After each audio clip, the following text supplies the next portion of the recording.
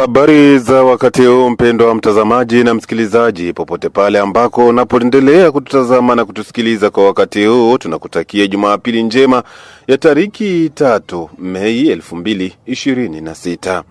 Karibu kufuata habari zetu katika siku hii ya leo. Habari zetu, wacha tuanze na habari hizi.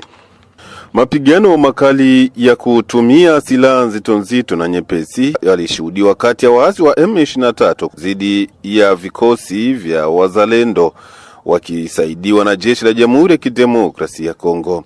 Kwa mujibu wa taarifa tulizopata kutoka maeneo hayo, mapigano haya yanafanyika katika kijiji cha Kajeje, eneo lenye umuhimu wa kimikakati ndani ya groupement ya Mudaka, kaskazini mwa mji wa Bukavu katika mkoa wa Kivu Kusini.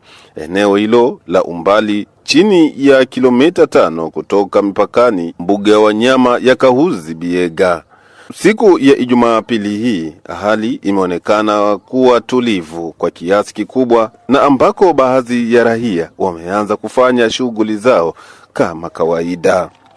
Pia mapigano mengine yaliripotiwa huko Lwiro katika tarafa la Kabare karibu na Katana ni katika mkoa wa Kivu ya Kusini mashariki mwa Kongo. Mapigano yenye nguvu kubwa yalianza tangu saa 1 asubuhi ya siku ya Jumamosi ya tariki 2 Mei 2026, yakihusisha pia vikosi vya wazalendo na jeshi la Jamhuri ya Kidemokrasia ya Kongo dhidi ya waasi wa M23. Kwa mujibu wa vyanzo vya habari kutoka eneo hilo, Jumamosi nzima Lwiro kuwa ni uwanja mkubwa wa mapigano siku nzima. Huko Baraka kuna habari zisemazo kuwa shirika la raia mjini Baraka limeandika kibarua cha kumtaka waziri wa mambo ya ndani na mila kutuma wajumbe wa kutathmini swala la usalama mjini Baraka na tarafa la Fizi, na siyo sababu ya kufuatilia uchuuzi wa pombe kali. Katika mazungumzo nasi, Albert Tonda Maisha, kiongozi wa shirika la raia mjini Baraka, amesema ni vema swala la pombe kali kuunguzwa ianzie katika mji wa Uvira kama makao makuu ya jimbo kwa muda na siyo kuanzia maeneo mengine. Sisi tumeandika kibarua juu ya kuonesha madhaifu ambayo ministre wa interior provincial amefanya. Priorite ya jiji la Baraka kwa saa hii ni security. Masasi inalia siku kwa siku, watu wanaporwa matelefone, watu wanauawa juu ya telefone, watu wako violewa na wake kila siku. Na tulikuwa nategemea aprema alerte zetu vibarua ambayo tumeandika, saa zingine ministre atatuma delegation ya kuya kufanya analyze, kufanya renew ya conseil security pamoja na meya wa jiji juu ya kujua hali ya security kwa namna gani. Kushituka ministre atuma delegation ya watu 7, watu 6 ni wapo Baraka na wanakaa hapa, wanaandika sema wametoka Uvira, aseme kwamba wanakuja kufuatilia pombe kalikali boisson fortement alcoolisé na kufanya identification ya waetranger. Ile sisi tumekamata kama ni kupenda kuransone raia, ni kutrakase raia. Waetranger kwa wanayala zaidi ni Uvira. Pombe boisson fortement alcoolisé zinapita mchana kutwa ku frontiere ya Kavimvira. Depo ziko wazi mchana usiku Uvira. Wote wachuruzi wako ndarangua Uvira. Inapakizwa mchana kutwa kuporo zote za Uvira. Mchana kutwa huko maservices zote za security na zinakuja pa Baraka. Wanakuja aseme wanakuja kufuatilia mapombe ambayo arete ya ministry likatala. Na kule njo mwanzo unakuya kuziwia huku na mweye mko na viacha vikuze huku. Ile tuliona kama ni kucheza na akili ya raia ya Fizi na Baraka. Na ndio kwa sababu tulisema delegation irudie, watume ingine delegation ambayo itakia kufuatilia mambo ya usalama huku katika territoire ya Fizi na jiji la Baraka, kwa sababu sisi tumekamata kama ni kuransone raia na kutrakase raia. Waende kwanza walunguze madepo zote za pombe ya fortement alcoolisé, maakiri, madubai, wamalize kazi ya baetranger kule Uvira, hapana hapa Baraka. Mwishowe Albert Tonda Maisha amesema hakuna kazi yoyote itakayotekelezwa na ujumbe huo uliotoka jimboni kwa kuunguza pombe kali. Sisi tumeambia ile delegation tumefanya nao kikao, tuambia haiko ndio kisi mnapaswa kufanya, mrudie.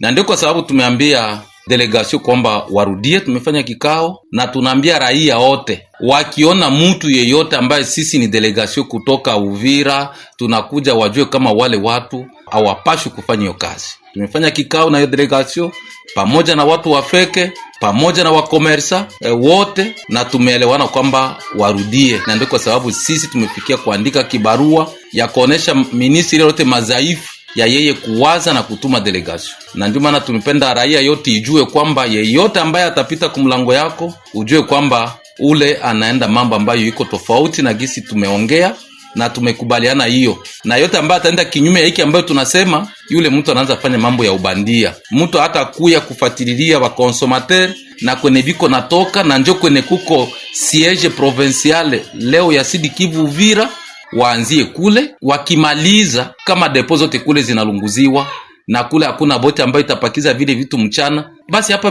vitaonekana namna gani? Vitaisha. Lakini twende kuwaduru, twende kuwapumbafu, wena wajuaki, wena waonaki, tutaleta pesa. Ile ndio sisi tumependa kuonesha ministri na kuonesha raia wote wayo kwamba kumetumwa delegation ambayo iko na misio ya kuransone na misio ya kutrakase raia, na sisi hatuwezi funga macho na hatuwezi waachia muda wafanye hiyo mambo ambayo hailingani na gisi wanapaswa kufanya. Huko kwenye kisanga cha Ubware, mtu mmoja amefariki kwa kupigwa risasi na watu wasiojulikana usiku wa kucha siku ya Ijumaa mosi ya wiki tunayo katika kijiji cha Tongwe, sekta ya Mutambala, groupement ya Babwari, tarafani Fizi. Katika mazungumzo naye Emedi Kahongo Bieneme, kiongozi wa shirika la raia katika sekta ya Mutambala, amesema kuwa taarifa kadhaa zaeleza kuwa chanzo zaidi cha kifo cha kijana huyo machawi. Huyo ameomba serikali kuzidisha ulinzi wa raia katika kisanga cha Ubware, kwani muda wa siku 3 tayari watu 2 ndio wameripotiwa kufariki kwa kupigwa risasi. Tangazaji ni kusema kwamba usiku wa kuamkia leo hivi, siku ya posho, tariki 2 mwezi wa 5 mwaka wa 2026 katika kijiji cha Tongwe. Tongwe inapatikana ndani ya lokalite ya Bazinga mu groupement ya Babwari ndani ya sekta ya Mtambala tarafani Fizi. Kumetokea tukio la mauaji la ndugu anayejulikana kwa jina la Musa Mabeki, ambaye ni mkaaji wapo Tongwe.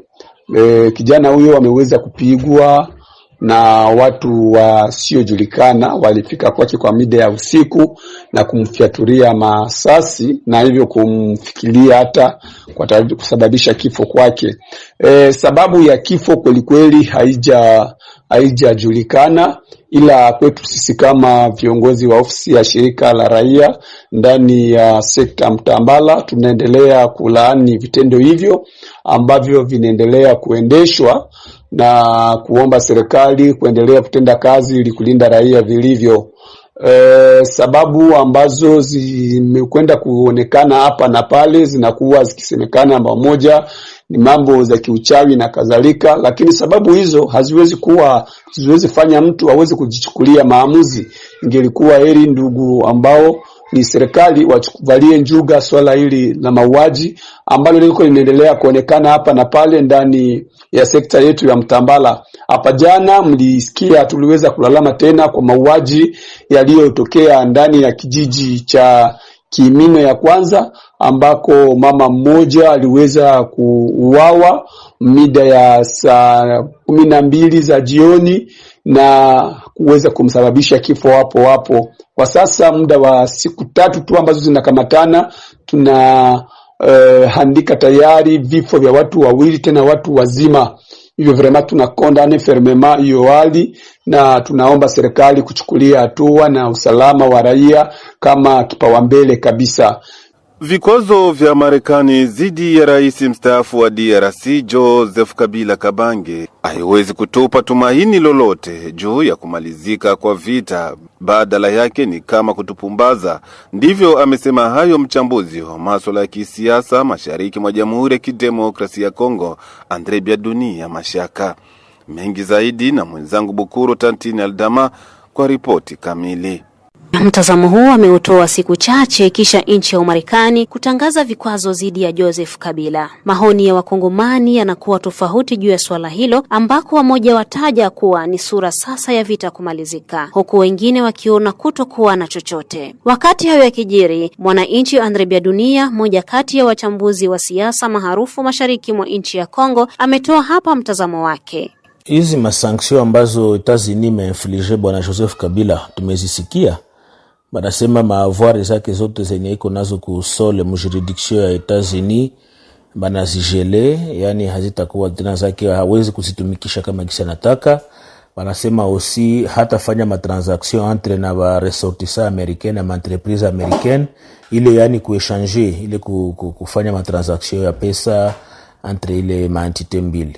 Na inakuya aussi kujikomplete ku situation ambayo tulivivre mu Oktobre 2025, wakati haute cour militaire ya Kinshasa ilimsanctionne bwana Joseph Kabila kwa kujele pesa zake zote, mais aussi kwa kususpendre ma activité ya PPRD comme parti politique yake, na kumkondane pour haute trahison na kuparticipation ku mouvement insurrectionnel.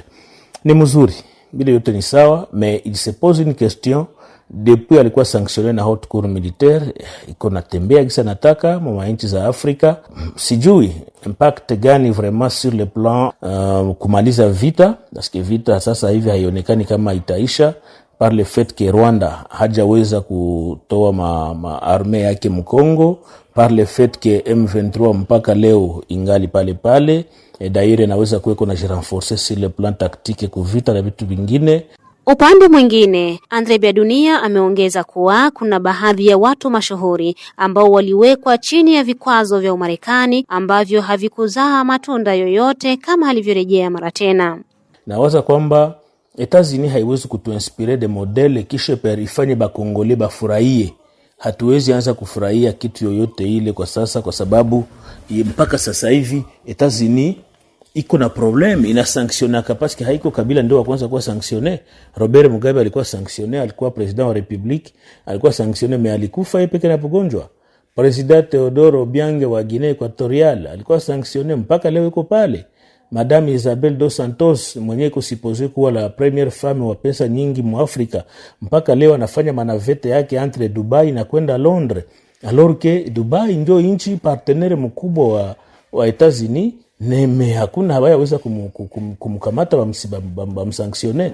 Na mfano yenye iko très légion ni hii yenye ya Syrie, mwenye alikuwa teroriste mkubwa kwa Al-Qaeda, kwa Etat Islamique, alikuwa na kuwa recherché na Etats-Unis. Etats-Unis ilipana caution $5 millions pour que wamkamate, mais au finish alikia kufikia wapi? Anakuwa president wa Syrie, na alishafika ku Maison Blanche akakuwa bien accueilli, alors que alikuwa sous sanction ya Etats-Unis, na kulitoka pesa za kumtafuta mwenye atamuona atapewa $5 millions. C'est pour autant dire que ma sanction haziwezi kutupatia confiance kwamba kuna kitu ambacho Etats-Unis tatupatia comme modèle d'inspiration. Hakuna lolote. Baputine wako sous sanction, mais hakuna kitu. Iran iko sous sanction, mais hakuna. Na même à l'intérieur du pays, kuko ba personnalité wenye biko sous sanction, mais mpaka leo hakuna lolote. Et donc tuko na besoin ya amani. Na amani haitakuya en marchant à travers mabitu ya union sacrée, tu marcher, tupende, tufurahi. Bon, tunafurahia kwamba bimefanyika, sanctions zimefanyika, mais si le plan terrain, si le plan kuvita, hatuoni lolote ile tunaweza kutusarasire kwamba vita imeisha, parce que peuple iko na besoin ya amani. Mwisho, mchambuzi huyo mwenye ushawishi mashariki mwa DRC pa Uvira, Andre Biadunia, ameomba kwa serikali ya Kinshasa kufikiri zaidi juu ya mbinu zingine muhimu na sio tu ile ya kidiplomasia. Na ile masanction itatuletea amani. Au contraire, mimi niko nawaza kwamba ile masanction inaweza kupatia bwana Kabila ingine façon ya kurefleshir ke bon, comme na ingia maintenant sous sanction, na mimi ni activer zingine ma mécanisme zangu za kuona namna gani nitajiproteger, ni maintenant pesa zile niko nazo nisitie maintenant en jeu pour que zifanye vita moja kwa moja na tumalizane.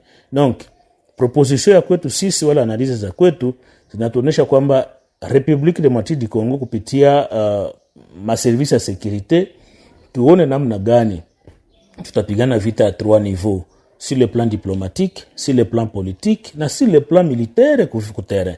kuterembo hatuko faible sana, me hatupiganake. Qu'est-ce qui empêche que tusipigane? Est-ce que ni masanction americaine zenye tuko tunagopa basi tuinflige nazo? Hapana.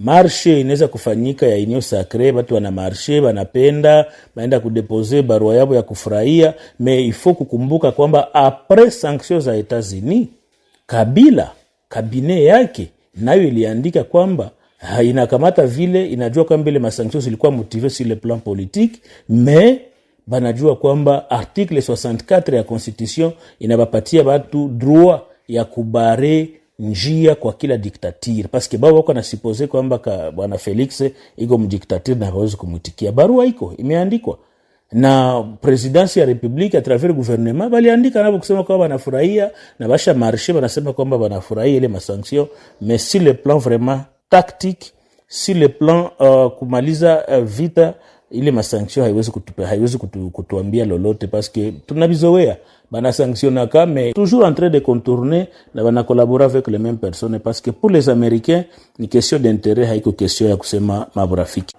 Na hadi hapo ndipo kabisa tumefika mwisho wa habari zetu katika siku hii ya leo. Shukrani kwako kwa kututazama mwanzo hadi tamati. Tunakusihi mara tena mtazamaji, usikosi kulike, kucomment na kusambazia wengine habari hizi. Endelea kutembelea kwenye chaneli yetu ili kupata habari zenye ukweli na uhakika.